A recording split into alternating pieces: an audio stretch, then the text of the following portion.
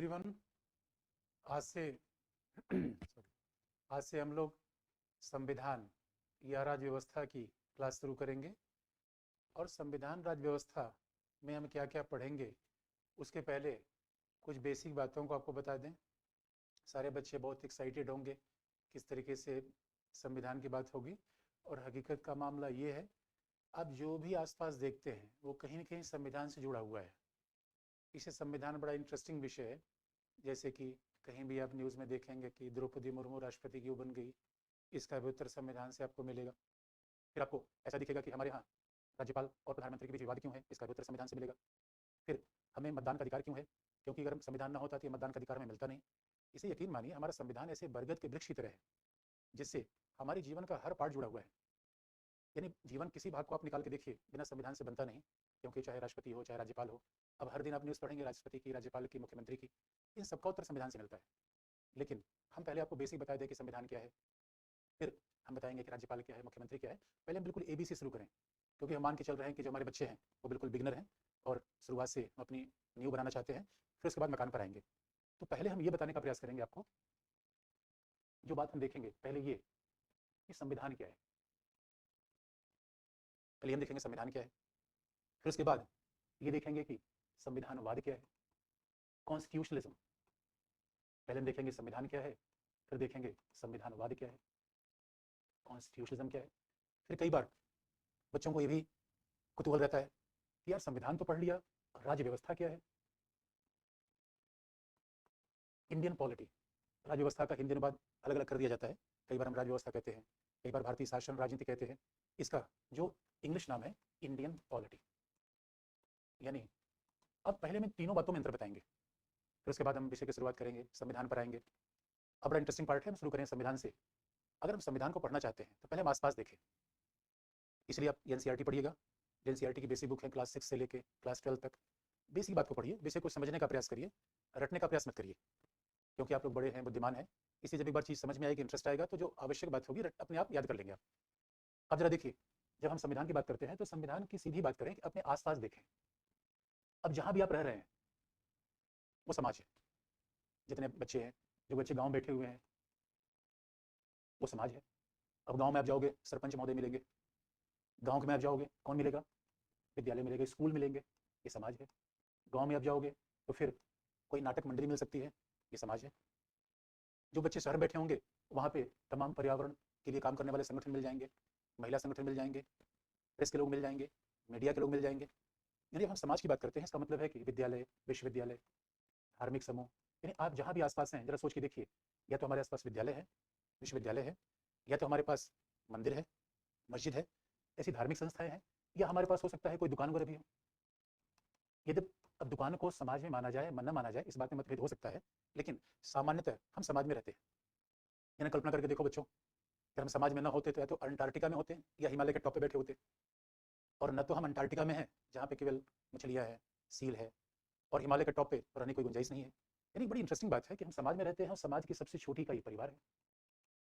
अब जब हम समाज में रहते हैं तो आप कहोगे सर ये बताओ, आप तो संविधान बताने वाले थे, फिर समाज पे कहाँ पे आ गए? तो कहानी शुरू यहीं से होती है। अब जिस समाज में है उसकी सबसे छोटी का ही परिवार है। अब जरा परिवार को देखो, आपके भाई हैं, आपके बहन है, माता पिता है।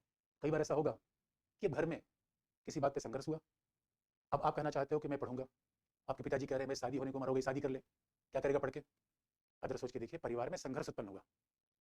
अभी बड़ी अजीब सी बात है, बात ध्यान रखने की है कि संघर्ष उत्पन्न हुआ, हिंसा नहीं। ये मारपीट हो जाना एक अलग मुद्दा होता है, और मतांतर हो जाना, दृष्टिकोण की भिन्नता हो जाना एक अलग मुद्दा होता है। और मानव स्वभाव ऐसा है कि स्वाभाविक रूप में जहाँ समाज है वहाँ संघर्ष हो जाता है। यानी संघर्ष क्या है? मतांतर। संघर्ष क्या है? मुझे लगता है कि पहले मुझे पढ़ना चाहिए, ताऊ कह रहे हैं पहले शादी कर लो, अभी संघर्ष आ गया। मैं कह रहा हूँ कि मुझे पढ़ने के लिए किताबें चाहिए, और जबकि पिताजी कह रहे हैं कि छोटी बहन की शादी करनी है, फिर संघर्ष आ गया। घर में एक टेलीविज़न है, मैं कह रहा हूँ कि मैं DD दूरदर्शन देखूंगा, कोई ज्ञान का चैनल देखूंगा, जबकि घर वाले कह रहे हैं कि नहीं हम नागिन 3 देखेंगे, फिर संघर्ष आ गया। तो बड़ा इंटरेस्टिंग पार्ट है कि समाज में संघर्ष समेता होता है, और आप देखते हो कितने संघर्ष पति पत्नी के हैं, संघर्ष ही तो है। अब समाज में संघर्ष केवल परिवार में ही नहीं है, समाज में संघर्ष मंदिर और मस्जिद के बीच में भी आ जाता है। समाज में संघर्ष विश्वविद्यालय में 2 गुटों के बीच भी आ जाता है। कई बार जो बच्चे कॉलेज गए होंगे तो आप देखेंगे वहाँ तमाम समूह बन जाते हैं, तमाम गुट बन जाते हैं। तो आप जहाँ भी जाओ देखो, यहाँ तक कि गाँव में अगर आप प्रधान का चुनाव होने का मुद्दा होगा तो गाँव में जाति के आधार पे, धर्म के आधार पे या आर्थिक हितों के आधार पे तमाम लोग आपस में टकरा जाते हैं, यानी हितों का विरोध हो जाता है। इसलिए भी कि लोग ज़्यादा हैं, संसाधन कम है। इसलिए भी कि सबकी आकांक्षाएं अलग अलग हैं। हर व्यक्ति प्रधान बनना चाहता है, हर व्यक्ति पावरफुल बनना चाहता है। कौन विराट कोहली नहीं बनना चाहेगा, कौन क्रिकेटर फिल्म का व्यक्ति नहीं बनना चाहेगा, कौन शिक्षक नहीं बनना चाहेगा। तो समाज में संघर्ष होता है क्योंकि समाज में संसाधनों की भी कमी है और समाज में नजरिए की भिन्नता है। अब नजरिए की भिन्नता कैसे होता है कि आप अच्छा कपड़ा पहनना चाहते हैं, आपके गांव वाले कह रहे हैं तो ये विदेशी कपड़ा कहाँ से पहन के आया है, फिर संघर्ष हुआ। इसका मतलब है समाज में अगर संघर्ष है, एक तरीका हमें चाहिए कि फिर संघर्ष का समाधान कैसे हो। ये समाज के सामने शुरू सवाल रहा है, आज से नहीं। यानी आज का समाज हो, 1000 साल पहले का समाज हो, जब भी समाज में संघर्ष आया, यानी ऐसा समाज जहाँ संघर्ष न रहा हो वो हमारी केवल कल्पना में होता है। कई बार दोस्तों फिल्मों कल्पना कर लेते हैं कैसे गगन के तले जहाँ प्यार ही प्यार पले, तो फिल्मों की कल्पना है। 3 घंटे में आप लिखें दिल वाले दुल्हनिया ले जाएंगे, ऐसा फिल्मों में होता है, व्यवहारिक जीवन में नहीं होता। व्यवहारिक जीवन में संघर्ष वास्तविकता है, संघर्ष देखना पड़ता है। गांधी बाबा ने सोचा था हम राम राज्य बनाएंगे कि जहाँ किसी प्रकार का संघर्ष नहीं होगा, वो कल्पना का विषय रह गया, कहीं बना नहीं। अब सवाल है कि जिस समाज में हम रहते हैं वहाँ संघर्ष है, तो या तो हमें कल्पना करें कि ऐसा समाज बनाएंगे जहाँ संघर्ष होगा ही नहीं, वो हो नहीं पा रहा है। इसलिए हम दूसरा व्यवहार अपनाएं कि संघर्ष का समाधान कैसे किया जाए, आखिर में लफड़ा को हल कैसे किया जाए। उसी समय से फिर हमें क्या आवश्यकता पड़ी कि भाई संघर्ष का समाधान करना है तो कहीं की पुलिस होनी चाहिए। इसलिए वो ध्यान से आप देखेंगे आसपास जो आपकी पुलिस है, उस पुलिस को आप कभी बर्थडे में इन्वाइट नहीं करते, शादी में इन्वाइट नहीं करते। उस पुलिस को तभी आप बुलाते हैं जब झगड़ा हो जा रहा है, दो पक्ष आपस में लड़ गए, तभी तुम पुलिस को बुलाते हैं। इसका मतलब है पुलिस की आवश्यकता ही इसलिए पड़ जा रही है कि समाज में संघर्ष का समाधान कैसे हो। और फिर पुलिस की आवश्यकता पड़ी तो निश्चित तौर पर संघर्ष केवल एक समूह दूसरे समूह के बीच हो जाए यही जरूरी नहीं है, बल्कि संघर्ष हो सकता है भारत और पाकिस्तान के बीच हो जाए, यानी संघर्ष एक परिवार दूसरे परिवार के बीच में, संघर्ष एक राज्य दूसरे राज्य के बीच में। तो हो सकता है कि संघर्ष भारत पाकिस्तान के बीच में हो जाए, उसके लिए हमें अपनी रक्षा के लिए सेना रखनी पड़ी। इसका मतलब है समाज में संघर्ष न हो ऐसा हो नहीं सकता, और संघर्ष होगा उसके लिए क्या चाहिए, हमें समाधान चाहिए। तो समाधान में क्या हमने बना लिया, पुलिस बना लिया, सेना बना लिया। और इस संघर्ष के समाधान के लिए जो पुलिस और सेना बनाया, उसका एक बड़ा सीधा सा नाम कहा जा सकता है कि हमें सरकार की आवश्यकता पड़ी। सरकार में पुलिस और सेना किसके रूप है, सरकार की आवश्यकता पड़ी।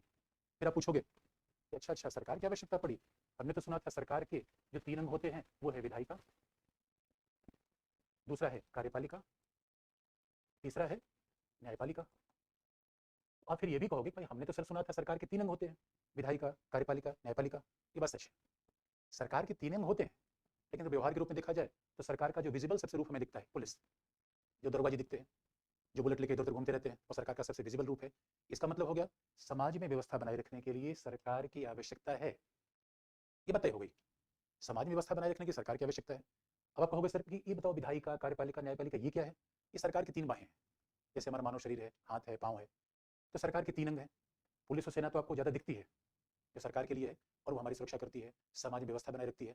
फिर आप कहोगे विधायिका, कार्यपालिका, न्यायपालिका क्या है, ये भी आपको बता दें। ये सरकार के ही 3 बाहें हैं। तो जब हम सरकार की बात करते हैं तो आपको याद दिला दें, ये सरकार की 3 बाह हो जाएगी। एक है विधायिका, विधायिका नाम से दिखता है, जिसका काम है विधि का निर्माण करना। तो सरकार क्यों बनती है, क्योंकि हमें विधि का निर्माण करना है, कानून बनाना है। इसका मतलब अगर सरकार न हो तो स्वाभाविक रूप में कानून नहीं बनेगा। सरकार क्या करती है, कानून बना देती है। तो आप कहोगे सर ये बताओ परंपरा क्या होगा, हमारे धर्म का क्या होगा, प्रथा क्या होगा। उस बात का जवाब अभी आपको मिल जाएगा। अब जब सरकार कानून बनाती है तो आप कहोगे सर विधायिका में आता कौन है, तो विधायिका में कौन आएगा। अगर भारत में आप देखो तो फिर राज्यसभा और लोकसभा, आपके राज्यों में विधानसभा और विधान परिषद ये विधायिका के पार्ट है। बात ध्यान में रखना है, भाई विधायिका की आवश्यकता क्यों पड़ती है, कानून बनाना है। अब कानून बनाना है तो अपने आप में एक संस्था होनी चाहिए, सरकार का पहली बाँ है। अब कानून तो बन गया, विधायिका ने कानून बना लिया कि दहेज निवारक अधिनियम। तो अब सवाल है कि कोई दहेज ले रहा है तो क्या हम राज्यसभा के सांसद को भेजेंगे या लोकसभा के सांसद को। भाई अगर विधायिका ने कानून बना लिया, विधायिका ने कानून बना लिया कि मोटर व्हीकल एक्ट, मोटर वाहन अधिनियम। अब मोटर वाहन अधिनियम का मतलब है कि बिना हेलमेट पहले कोई वाहन नहीं चलाएगा। लेकिन अगर बिना हेलमेट पहने कोई वाहन चलाने लगा तो सवाल है उसको कंट्रोल कैसे किया जाए। तो उसके लिए फिर सरकार के अलग अंग की आवश्यकता पड़ी, जिसका नाम क्या है, कार्यपालिका। तब उसके सरकार के अलग अंग की आवश्यकता पड़ी, इसका नाम है एग्जीक्यूटिव कार्यपालिका। यानी कार्यपालिका का मूल काम क्या है, विधियों का क्रियान्वयन। बात ध्यान में रखने की है, विधियों का निर्माण नहीं। इसलिए आप देखेंगे कार्यपालिका का मूल काम है विधियों का क्रियान्वयन, विधियों को लागू करना, उसको जमीन पे लाना। जैसे कि जब देखेंगे कार्यपालिका का सबसे जो दिखता हुआ रूप है पुलिस, कार्यपालिका का रूप है। डीएम साहब कार्यपालिका का रूप है। और मेरे बच्चों ये बात कही भी जाती है कि भारत में पावर के 3 ही सेंटर हैं, सीएम, डीएम, पीएम। ये सब कार्यपालिका है। इनका मूल काम क्या है, जो विधियां बनी हुई हैं उनको क्रियान्वित करना। और विधियां क्रियान्वित करना ये भी बात है, लेकिन एक इनका और काम है, विधि बना दिया विधायिका ने, लागू कर दिया, क्रियान्वित करना, लागू कर देना, जमीन पर लगा देना। इसलिए जो मोटर वाहन अधिनियम बनाया है संसद विधायिका ने बात ध्यान रखने, संसद नहीं विधायिका, अंतर आपको आगे बताएंगे। लेकिन लागू कौन कर रहा है? कार्यपालिका, पुलिस लागू कर रही है। लेकिन एक काम और है, आपने देखा होगा कभी भारत सरकार ने एक नई शिक्षा नीति बनाई, भारत सरकार ने कहा है act east policy, foreign policy में एक नई बात बना दी। बात ध्यान में रखने की है कि कार्यपालिका के एक और काम होता है नीति का निर्माण, पॉलिसी मेकिंग। आप ये देखो, विधि के क्रियान्वयन का काम अलग है, पॉलिसी मेकिंग, लॉ मेकिंग अलग है। लॉ मेकिंग का मतलब है मोटर वाहन अधिनियम, जहां अधिनियम लिखा होगा वो लॉ होगा, एक्ट। जहां पे शिक्षा नीति, जहां पॉलिसी होगी वो कार्यपालिका बनाती है। क्योंकि याद रखिए, पॉलिसी बनाना कार्यपालिका की जिम्मेदारी है, विधि बनाना विधायिका की जिम्मेदारी है। विधि के उल्लंघन पर आपको पिटाई होगी, विधि का उल्लंघन किया आपने, पिटना तय, इसे दरोगा जी डंडा लेकर घूमते रहते हैं। लेकिन पॉलिसी का उल्लंघन किया तो पिटना तय नहीं है। भाई आपकी नई शिक्षा नीति सरकार ने बना दी कि पढ़ो, हमारा पढ़ने का मन नहीं कर रहा है। सरकार ने कहा स्टार्टअप पॉलिसी है और हमारा कुछ उद्योग बनाने का मन कर ही नहीं रहा, सरकार हमको बाधित थोड़ी करेगी।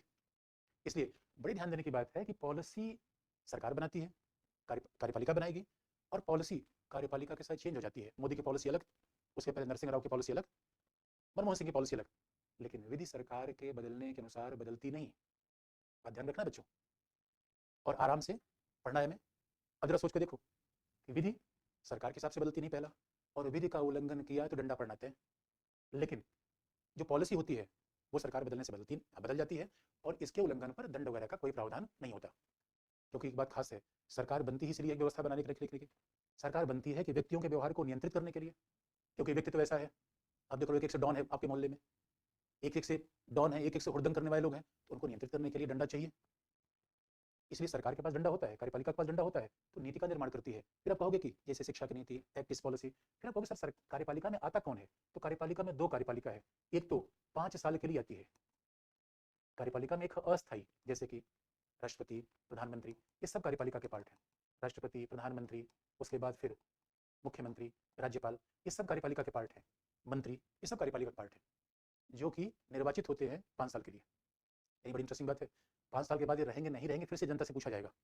लेकिन दूसरी कार्यपालिका होती है जो स्थायी, दूसरी कार्यपालिका होती है जो स्थायी होती है। अब स्थायी कार्यपालिका का मतलब है डीएम साहब, कप्तान साहब, ये क्या है? ये एक बार सेवा में आए तो स्वाभाविक रूप में जब तक ये रिटायर्ड नहीं होंगे तब तक शासन में रहेंगे।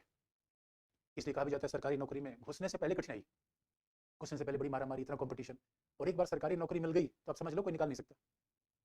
तो यही फायदे हैं। इसे कोविड-19 के दौरान लोगों ने महसूस किया कि नहीं भाई, सरकारी नौकरी कोई विकल्प नहीं है। और ये बात अभी आप समझोगे, सरकार कह रही है अग्निवीर में भर्ती करने का प्रयास कर रही है 4 साल के लिए। बहुत सारे अभ्यर्थी कह रहे हैं कि नहीं भाई, मैं 4 साल के लिए नहीं, गवर्नमेंट जॉब तो परमानेंट चाहिए। इस वजह से कार्यपालिका दो है, एक है स्थायी कार्यपालिका, दूसरा अस्थायी कार्यपालिका, और ये दोनों मिलकर पॉलिसी को क्रियान्वित करती हैं, नीतियों को लागू करती हैं, पॉलिसी बनाती हैं और विधियों को लागू करती हैं। इसका मतलब है कि अगर विधायिका विधि का निर्माण कर दे, कार्यपालिका क्रियान्वित न करे, बेकार हो जाएगा। इसका मतलब सरकार की तीनों बाहें एक दूसरे के साथ चलती हैं। दिमाग कहेगा आगे बढ़ना है, पैर चल ही नहीं रहा है, मतलब गड़बड़ा जाएगा।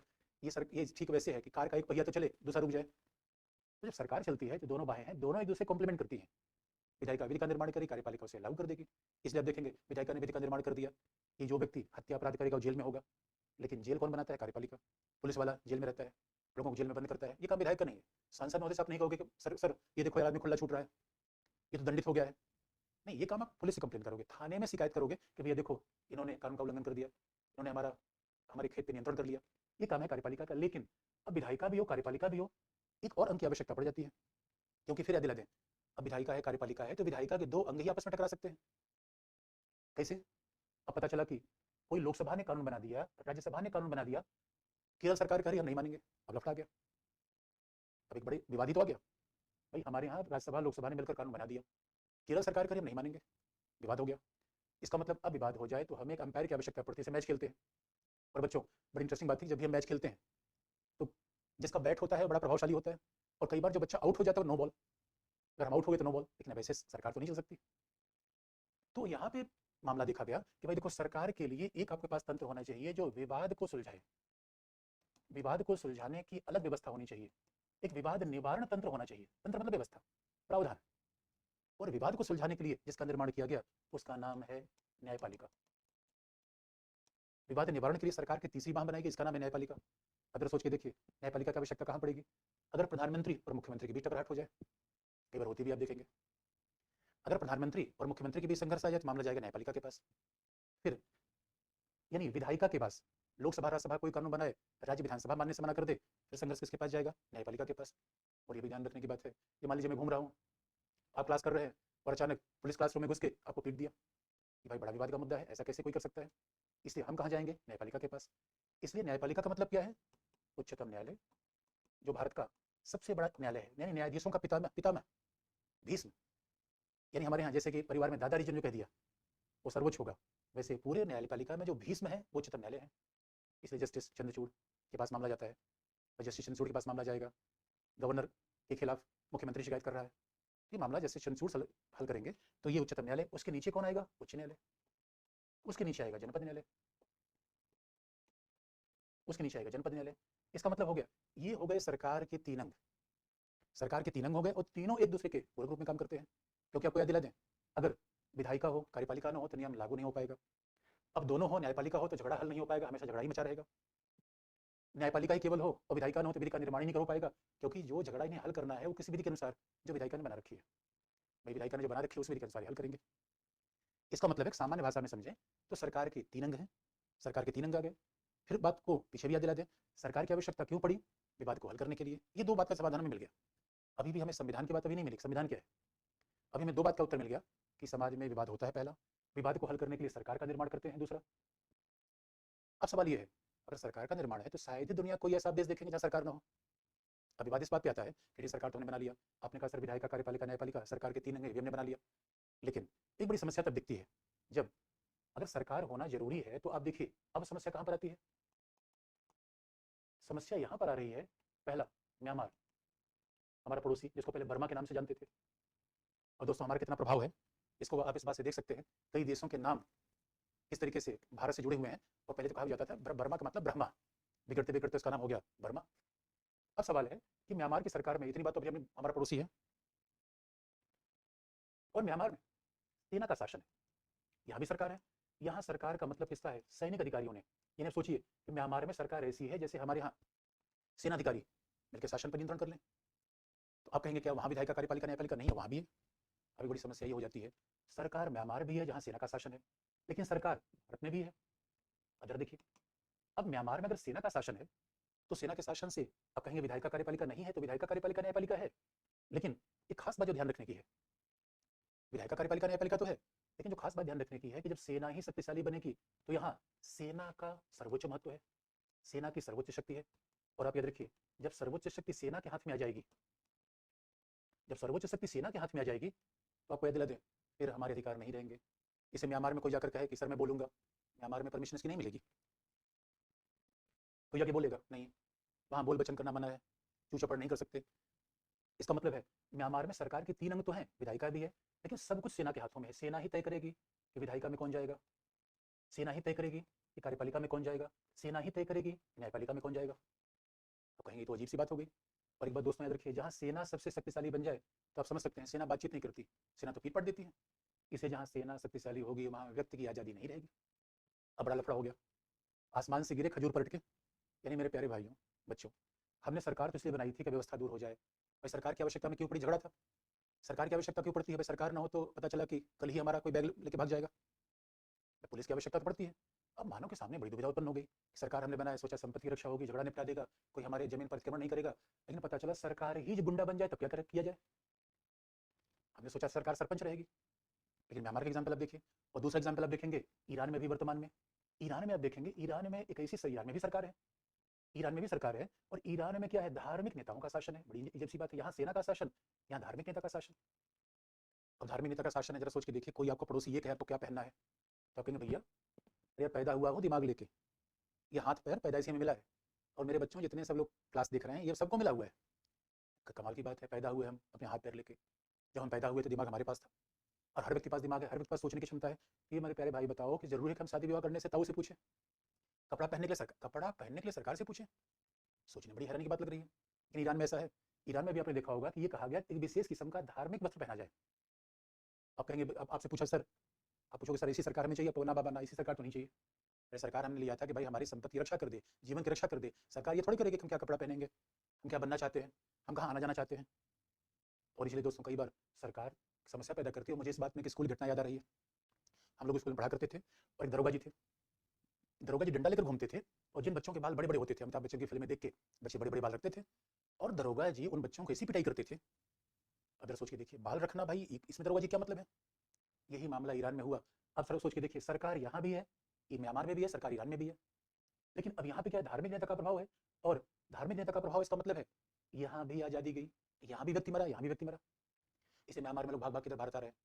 ईरान में आप देखिए किस तरीके से विरोध हुए, और वहां पर यानी दोनों कंडीशन में सरकार सर्वोच्च हो जा रही है।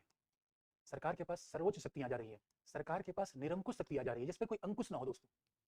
वो याद रखिए, घोड़े पर अंकुश लगाने की लगाम लगाई जाती है, हाथी पर अंकुश लगाने के लिए महावत को पता है कहाँ उसको मारना है। और जरा सोच के देखिए, अगर सरकार बेलगाम हो जाए भाइयों और बहनों, तो आफत मच जाएगी। सरकार सर्वोच्च हो जाए, सरकार पे कोई अंकुश न रहे, इसका मतलब सरकार कुछ भी कोई फरमान जारी कर देगी। और हमें तो याद आता है कि ऐसी सरकार बन जाए जो कभी किसी को फरमान कर दे कि सजाए मौत हो जा रही है, आप पूछ नहीं सकते उससे। इसीलिए जरा सोच के देखिए, मामला सरकार बनाने का नहीं है, मामला है सरकार बनाने के साथ व्यक्ति की आजादी भी बचाए रखने का। अब दूसरी समस्या उत्पन्न हुई, इसीलिए आपको हम याद दिला दें, समाज में संघर्ष के लिए सरकार बनाई, ये सरकार निरंकुश ना हो जाए, सरकार बेलगाम ना हो जाए। और सरकार निरंकुश हो जाएगी, बेलगाम हो जाएगी, फिर तो व्यक्तियों के अधिकारों को एकदम से सत्यानाश कर देगी। इसी योजना को देखते हुए अमेरिकन के दिमाग में ये पहला ही, अमेरिकन का ना भाई, हम ऐसा काम नहीं करेंगे। अमेरिकन ने कहा हम सरकार तो बनाएंगे, लेकिन सरकार बनाने के साथ हम जो बात ध्यान में रखेंगे कि सरकार एक ऐसी हो जो संविधान के नियंत्रण में रहे। बड़ी इंटरेस्टिंग बात है, लिखित संविधान की परंपरा अमेरिका से आई। इसके पहले शासन ऐसे चलता था, किसी धार्मिक नेता के हाथ में शासन आ गया, किसी सैनिक शासक के हाथ में शासन आ गया, पिता शासक है तो बच्चे को शासन मिल गया। लेकिन अमेरिकन ने एक नई परंपरा बनाई, और अमेरिकन का नहीं, सरकार तो रहेगी लेकिन सरकार संविधान के नीचे रहेगी। बड़ी इंटरेस्टिंग बात है। तो आप फिर कहोगे सर संविधान तो बताओ, संविधान क्या है, फिर सरकार का मतलब होगा। यानी संविधान का मतलब क्या है, जब अमेरिका में जो सरकार है, अमेरिका में भी सरकार है, भारत में भी सरकार है, भारत में भी सरकार है, भारत में भी, अमेरिका में सरकार है, ईरान में सरकार है, लेकिन खास बात है भारत में संविधान है, अमेरिका में संविधान है, और संविधान ही नहीं है, वो संविधान सर्वोच्च है। क्यों? अब इसी बात में जरा संविधान की विशेषता बता दें, संविधान क्या है, संविधान की आवश्यकता क्यों पड़ी। इसलिए बच्चों, अगर संविधान नहीं होगा तो आप याद रखो हमारी आज़ादी जाएगी। संविधान नहीं होगा, सरकार सर्वोच्च बन जाएगी। संविधान नहीं होगा तो हर मामले में हमारे जीवन में हस्तक्षेप होगा। इसे अब तय किया गया संविधान, संविधान का मतलब क्या है, सर्वोच्च विधि। बात ध्यान में रखने की है, जब हम संविधान की बात करेंगे, highest law of the land, supreme law, एक खास बात है, यानी संविधान ही बताता है। संविधान पहली बार जब संविधान निर्माताओं ने, अमेरिका के संविधान निर्माताओं ने संविधान लिखा, ठीक वैसे भारत में हुआ। संविधान लिखना बड़ी बात थी, क्योंकि 18वीं शताब्दी से पहले संविधान लिखने की परंपरा नहीं थी। अब ये तय किया गया कि नहीं, संविधान लिखा जाएगा। संविधान लिखा जाएगा तो जो हम लिखे, कौन मानव लिखेगा, ईश्वर नहीं। इसलिए संविधान धर्म ग्रंथ नहीं है, क्योंकि मानव लिखेगा, मानव लिखेगा स्वाभाविक रूप में अपनी आजादी की बात करेगा। और जब संविधान सर्वोच्च विधि हो गई, तो कहने का सीधा मतलब है सर्वोच्चता धार्मिक ग्रंथ की नहीं, सर्वोच्चता परंपराओं की नहीं, प्रथाओं की नहीं। ये दुनिया में क्रांतिकारी घटना थी, ऐतिहासिक घटना थी, जब पहली बार कहा गया कि नहीं भाई, अब तो हम संविधान को सर्वोच्च बनाएंगे, तो सर्वोच्च विधि है। क्योंकि याद रखिए, संविधान से जो टकराएगा चूर चूर हो जाएगा। अब एक है संविधान की विधि, फिर आप कहोगे सर ये बताओ सर्वोच्च विधि, संविधान सर्वोच्च विधि, इसका मतलब और स्पष्ट करो। इसका सीधा सा मतलब है, अगर संविधान सर्वोच्च विधि है तो भारतीय संविधान का उदाहरण आप ले लीजिए। तो भारतीय संविधान का एग्जाम्पल आप लेंगे तो संविधान में क्या है, अनुच्छेद है। संविधान में क्या लिखा गया है, अनुच्छेद है। तो जहां अनुच्छेद आपको दिख जाए वो समझ लीजिए आप संविधान में है, 1 से लेके 395 तक जहां अनुच्छेद दिखे वो संविधान है। लेकिन जहां अधिनियम दिखे वो विधि है। इसीलिए अगर संविधान सर्वोच्च विधि है तो आप सवाल किया जाए कि अनुच्छेद 14 बड़ा होगा, या आपसे सवाल किया जाए कि अनुच्छेद 14 बड़ा होगा, अनुच्छेद 1 बड़ा होगा, या बड़ा होगा घरेलू हिंसा निवारक अधिनियम, या बड़ा होगा मोटर वाहन अधिनियम, कौन बड़ा होगा। मुझे कहते हैं संविधान सर्वोच्च विधि है, तो विधियां तो हमारे अनेक प्रकार की हैं। अब सवाल है किस विधियों में बड़ा कौन होगा। तो आपको याद दिला दें, मोटर वाहन अधिनियम, बात को जहां अधिनियम आएगा, एक्ट आएगा, इसका मतलब वो संविधान में नहीं है। जहां अनुच्छेद आएगा वो संविधान में है, और इसलिए अनुच्छेद से एक्ट टकराएगा तो एक्ट मरेगा। इसलिए आपको याद दिला दें, जब भी ये, इसका मतलब सीधे सी बात है, अगर हाथी से चूहा टकराएगा, चूहा ही तो मरेगा। इसका सीधा सा मतलब है संविधान सर्वोच्च विधि है। संविधान में लिखी गई किसी अनुच्छेद का महत्व किसी भी संसदीय विधि से ज्यादा है। तो अब सर एक ही संसदीय विधि, आप और भी एग्जाम्पल ले लो, जन प्रतिनिधित्व अधिनियम, जैसे चुनाव होता है, आप कहोगे कि जन प्रतिनिधित्व अधिनियम, हमारे देश में हजार विधियां, एक विधियां थोड़ी है। फॉरेस्ट के मामले में, रेलवे के मामले में, पर्यावरण के मामले में, किसी विधि का एग्जाम जहां अधिनियम आता है उसका एग्जाम्पल आप ले लो। हमारे देश में हजार विधियों से ज्यादा है, लेकिन एक तरफ अनुच्छेद 14 और दूसरी तरफ ये हजार विधियां। दोस्तों ये हजार विधियां वैसी टकराई जाएंगी जैसे आरआर फिल्म में अंग्रेजों को नेस्तनाबूद कर दिया गया। ये प्रभाव है। इसे कहा भी जाता है कि संविधान सर्वोच्च विधि है, क्योंकि हमारे यहाँ तो परंपराएं भी है, प्रथाएं भी है। अब कोई कह दे कि ना भैया हम तो धर्मग्रंथ की बात मानेंगे, संविधान से बड़ा धर्मग्रंथ है, ये नहीं हो सकता। इसका सीधा सा मतलब हो गया, भारत में सरकार है लेकिन सर्वोच्चता किसकी है? संविधान की। संविधान में क्या है? सर्वोच्च विधि है। अब जब सर्वोच्च विधि है तो इसमें लिखा क्या गया है? फिर वही बात, सर्वोच्च विधि में लिखा क्या गया है? विधायिका की शक्तियां, कार्यपालिका की शक्तियां। अरे भाई सर्वोच्च विधि में अगर संविधान सर्वोच्च विधि है तो सर्वोच्च विधि में है क्या?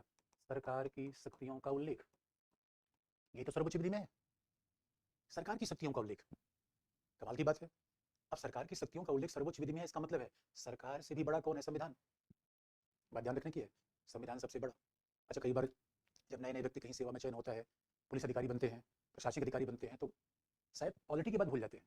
उनको लगता है भाई आज मैं ऊपर आसमान नीचे, ये फीलिंग आने लगती है, अब तो मैं सुपरमैन, सलमान का फैन। ना मेरे दोस्तों, कभी भी संविधान के रहते हुए सुपरमैन बनने का प्रयास मत करना। और मैं आप तो कितने एग्जाम्पल में बता सकता हूँ, मुख्यमंत्री तक जेल में है। बड़ी हैरानी की बात है ये। अगर सोच के देखो, पहले कभी संभव था राजा महाराजाओं को आप जेल में कर दोगे? ईरान में और म्यांमार में संविधान क्या है? सर्वोच्च विधि है। सर्वोच्च विधि में शासन के तीनों अंगों का उल्लेख है, और इसलिए हमारे यहाँ भी सरकार है लेकिन सर्वोच्चता संविधान की है। बड़ी इंटरेस्टिंग बात है ये। और संविधान हमें इसीलिए बनाना पड़ा। अगर संविधान न बनाते तो क्या होता? व्यक्ति की सर्वोच्चता जाती। संविधान न बनाते तो पता चला कि राजा महाराजा ही शासन करते रहते। संविधान जब हमने बनाया तो दुनिया में बड़ा क्रांति किया। हमने कहा ना भाई, संविधान की सर्वोच्च। संविधान क्या है? नियमों का दस्तावेज, संग्रह, जो आर्टिकल के रूप में है, भाग के रूप में है। संविधान में 22 भाग है।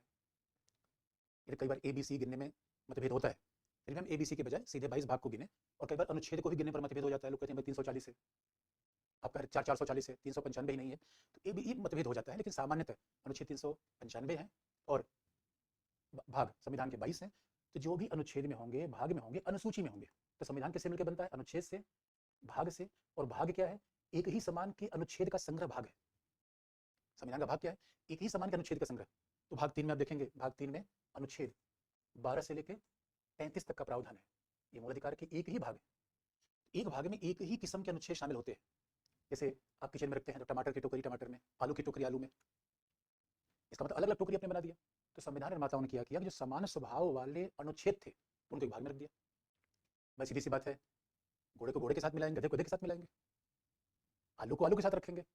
आपने जैसे कि आप पॉलिटी वाली एनसीईआरटी अलग रख लो, हिस्ट्री वाली एनसीईआरटी अलग रख लो, वैसे ही संविधान निर्माताओं ने क्या किया कि अनुच्छेद जो एक समान स्वभाव वाले अनुच्छेद थे उनको एक भाग में रख दिया। भाग हो गया। इसी एक भाग में कई अनुच्छेद होते हैं। लेकिन आप जानते हो हमारे यहाँ ऐसा मामला संविधान में फिर आया कि ठीक है, संविधान में कुछ कुछ अनुच्छेद के विस्तार की आवश्यकता पड़ी।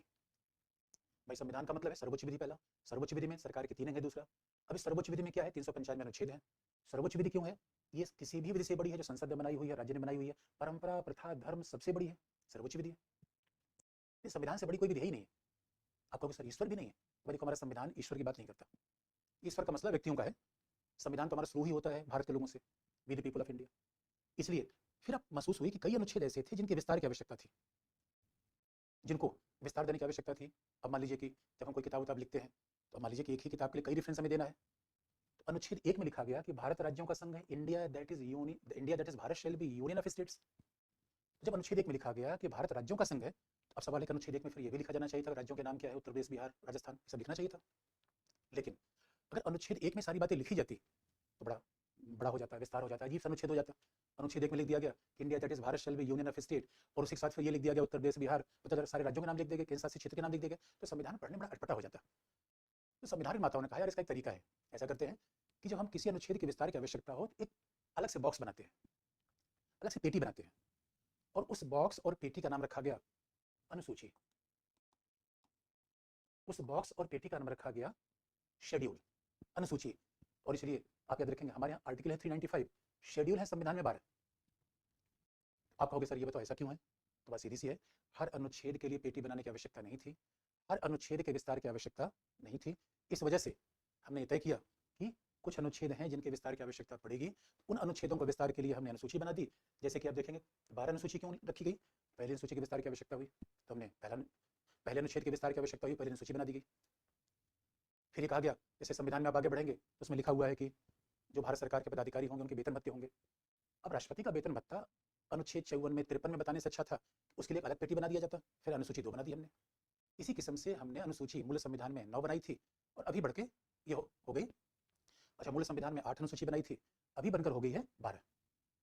और इसका मतलब है अब हमें बात स्पष्ट हो गई कि 12 अनुसूची यानी हमारे यहाँ संविधान का मतलब क्या है।